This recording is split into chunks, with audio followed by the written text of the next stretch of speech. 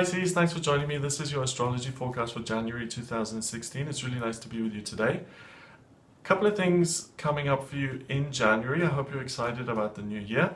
You've got a lot going on in your 11th house of hopes and dreams. You've got your midheaven in Capricorn, your Sun, your Pluto and your Mercury all sitting in Capricorn in that 11th house. And there's a lot of energy there. So the Sun is your identity. It's the way you feel about yourself. And Pluto represents change. It represents death and rebirth. In mythology, it's Hades, the ruler of the underworld, who came up every once in a while, caused trouble, and then disappeared again. So there's a change to the way you're looking at your life. There's a change to your friendships in terms of who you see as a good friend or who you see as a not so great friend. And there's also a change in your hopes and dreams, what you want to achieve. So maybe last year you wanted to be a supermodel. Maybe this year you want to be a chef. Okay, and I know that's a ridiculous example, but it's that extreme in terms of what do I want to achieve, and especially when it comes to work.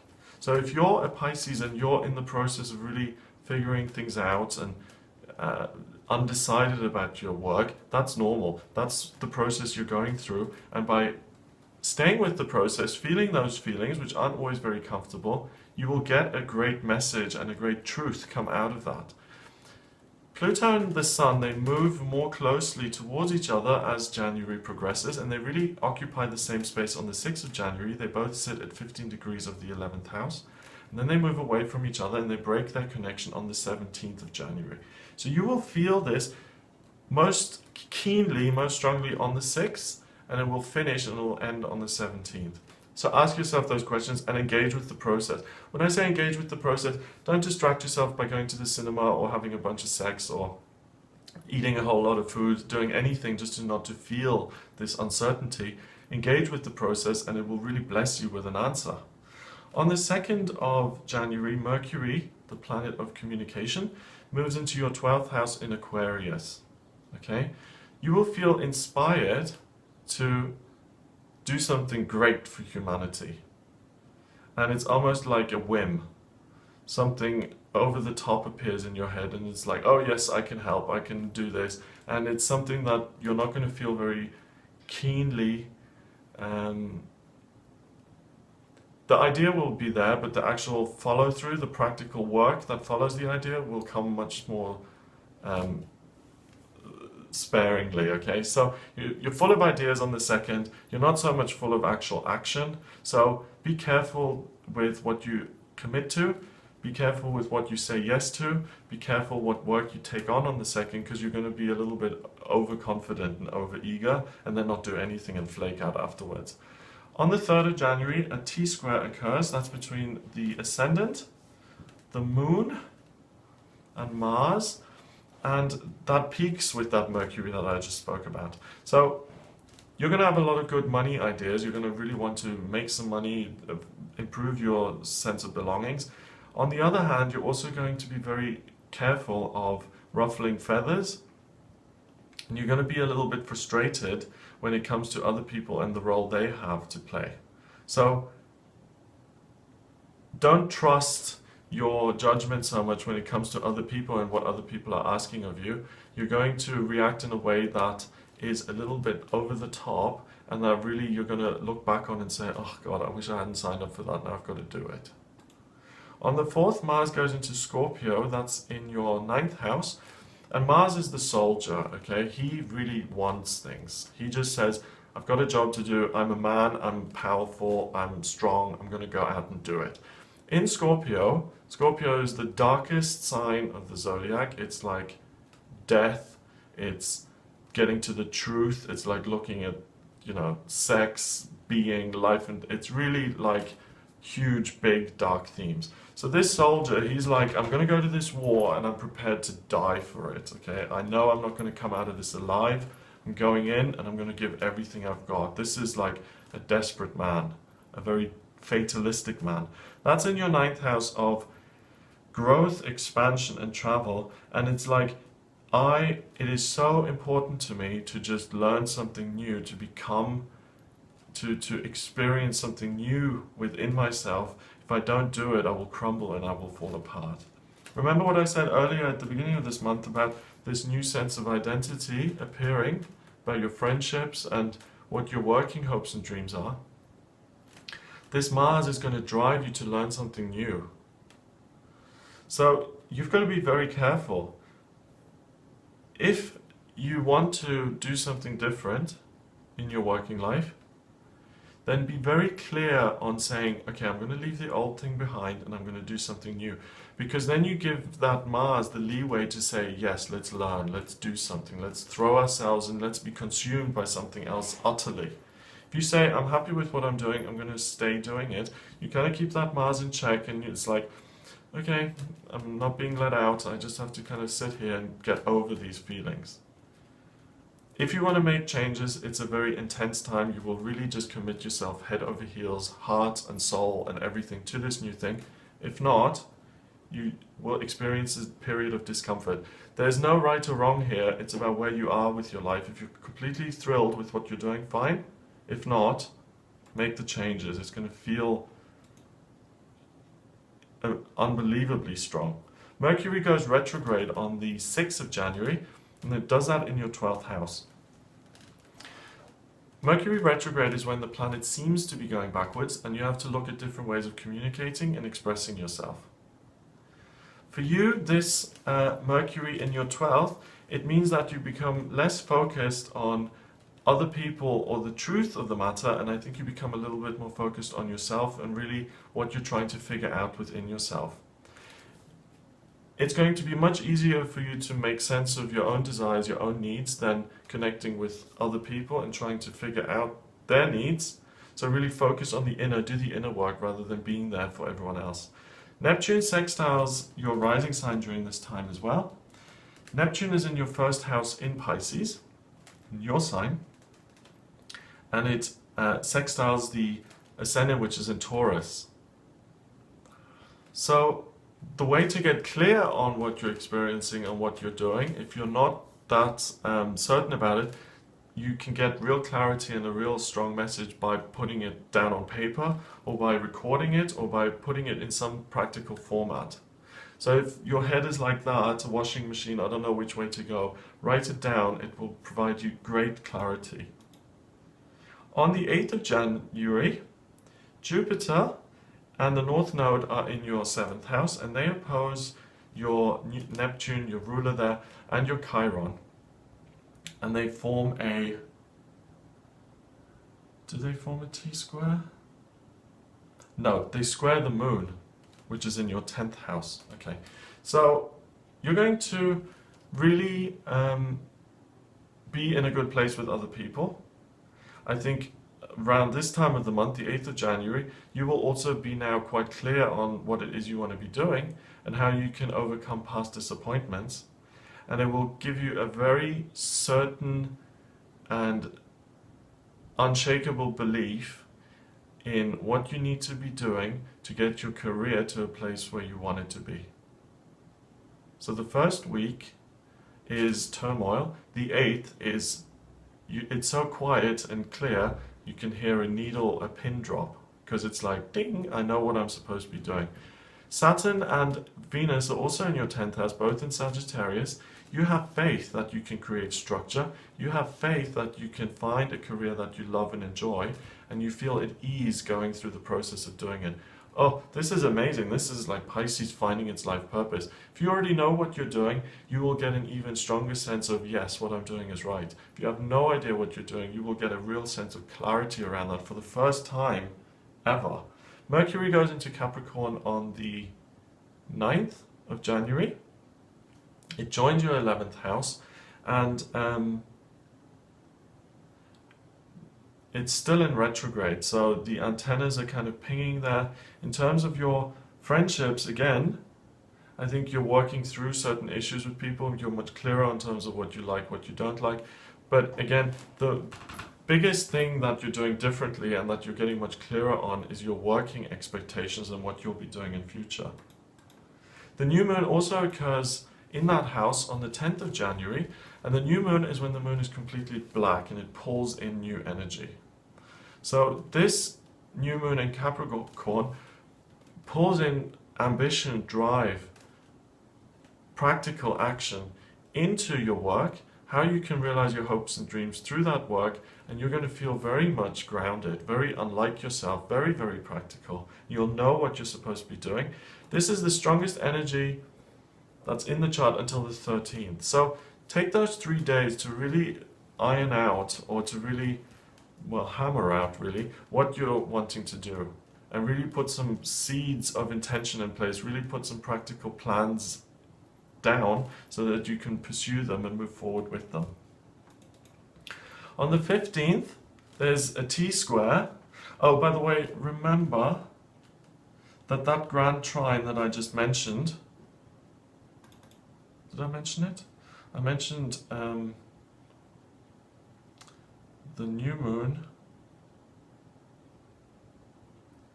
Then I mentioned, okay, so let me just go back for a second, just bear with me. So on the 10th of January, I mentioned the new moon coming into this, the new energy coming in. Then that's the strongest energy for 3 days, yes. Then a grand trine appears in the chart, which is an area of real talent, and that will give you the strength to really get clear on what it is you're wanting to do. And also there's an element of other people being on board, or getting more clarity when you involve other people in that process.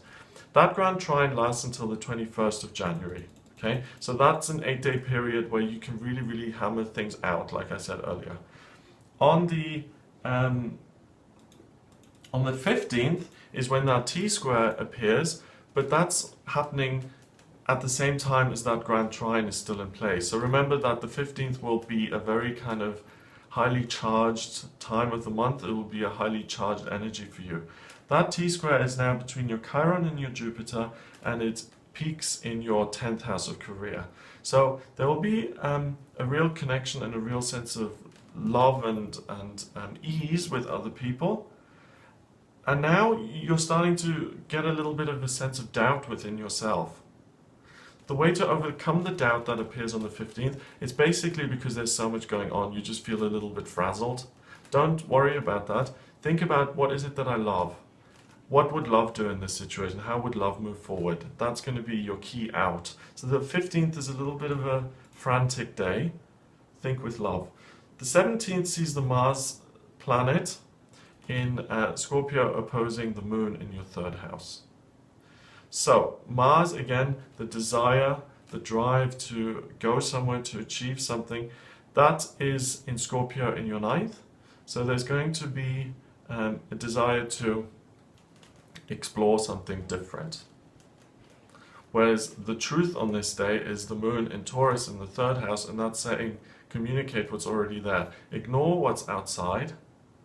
Don't go looking for pastures new. The grass is not greener. Come back within, face what's going on, and express it. Okay, so there's a lot of self-discipline that's being asked of you in January here, but it leads you to a place of greater knowledge and understanding. On the 20th, again, another T-square, this time between the moon and Saturn, and peaking with Chiron in the 1st. Now, Saturn is the certainty and the way forward in terms of your career. The moon is your sense of ease and connectedness with family. So there's a real opposition there, okay? On the one hand, you want to move forward in your working life. On the other hand, you just want to relax and be nurtured by those nearest and dearest to you. Do whatever feels most comfortable on the 20th, okay? It's been a really, really busy time. It's been very frantic. If you feel like it's absolutely necessary that you make decisions about your work, then go for it, do it.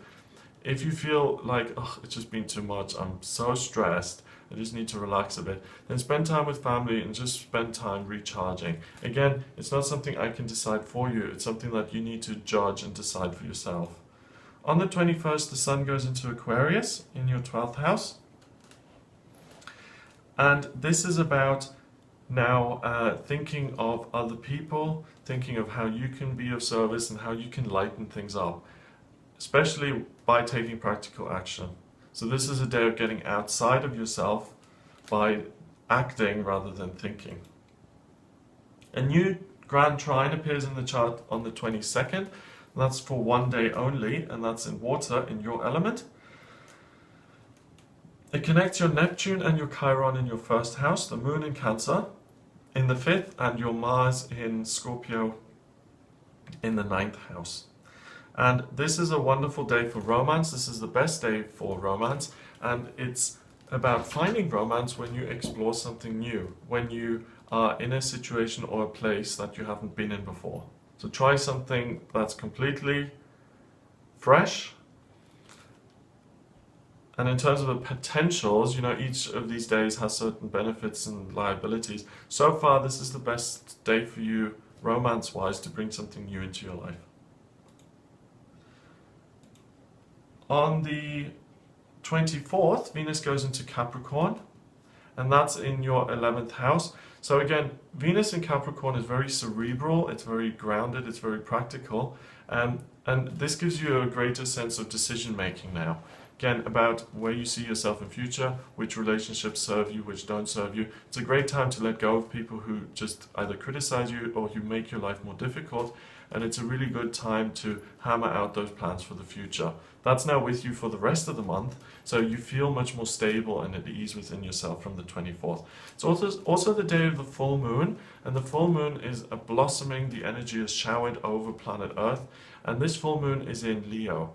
So the Leo energy hits in your 6th house, and you really feel a sense of enthusiasm, knowledge, understanding, power, and fun, and being urged to move forward when it comes to your day-to-day routine and your work. And I really think it's another, penny dropping and you understanding even more how you can make your working life better.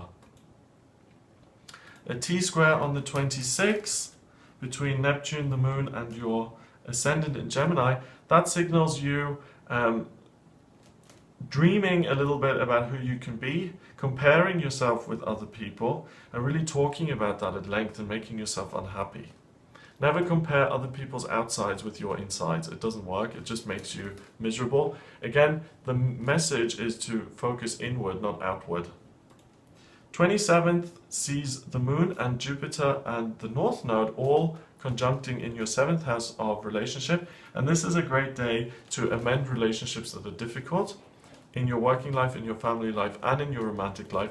By putting practical actions in place, by speaking to people, you can really amend the fundamental nature of a relationship, make yourself feel better about it, and it's specifically the kinds of things that you feel guilty about that you can make up for. Also, this is a great day for manifestation to click in and to come through. So if you've been manifesting a new relationship, by doing a vision board or by focusing on what you'd really like in your life, you will get practical guidance of places to go, new places to explore, to discover where you will meet those new people. It's kind of a magical day in that sense. Grand Trine happens on the 29th of the month, and that is in air, and that connects your sun and your midheaven, your moon and your rising sign, all in air signs. And this is a really, again, a very good day to get an inspirational idea, to get information that you need by being of service to other people. So if you can help someone out, whether that's family or a friend who needs a hand moving, you'll get an understanding or a message that will really support your life moving forward. It's all about, sometimes it's almost like, doing research and kind of figuring out the clues. And that's what it kind of seems to me is the month of January for you, Pisces. It's about kind of stumbling along in the dark a little bit and picking up your omens and your signs and kind of making meaning from them. Okay, so if that becomes too much for you and you do get a bit frazzled and worn out by it and you just feel like you're groping in the dark, ask your guides, ask your angels to send you guidance and information that's clear, that you can understand, that tell them, I am willing to make changes in my life. I am willing to make it better. Give me signs that I can understand and work with. The month ends with the Moon and Mars joining up in your 9th house. So there's going to be a drive to learn something new. There's going to be an intensity about exploring different things.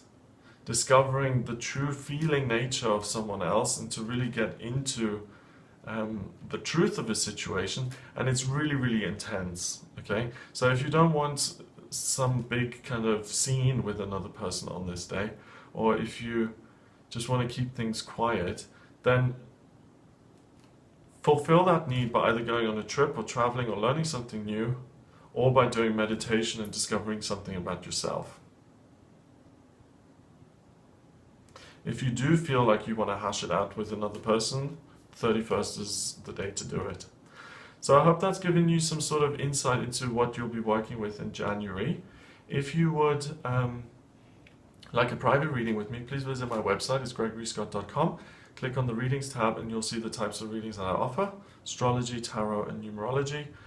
Please remember to subscribe to the channel. I'll be with you for the February forecast for your sign, and I'm also here on the channel every day for the daily tarot forecast. So thanks for watching, and I'll speak to you soon.